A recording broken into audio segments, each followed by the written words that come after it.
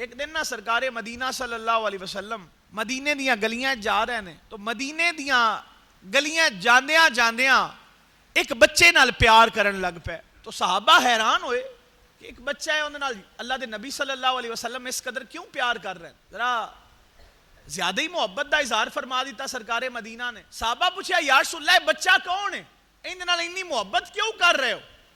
آپ علیہ الصلوۃ والسلام نے فرمایا اے صحابہ اس بچے نو میں حسین نال محبت کردیاں ویکھیا. یا رسول اللہ حسین نال کیویں محبت کردیاں ویکھیا جے؟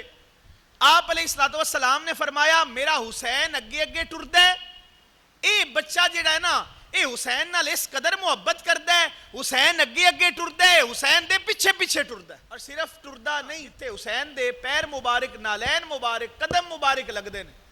حضور نے فرمایا اوتھے اپنے ہاتھاں دی تلی رکھدا ہے، اتھوں مٹی چیندا ہے اور اس مٹی نو بوسا دیندا ہے. اتنی محبت کردا ہے میرے حسین نال.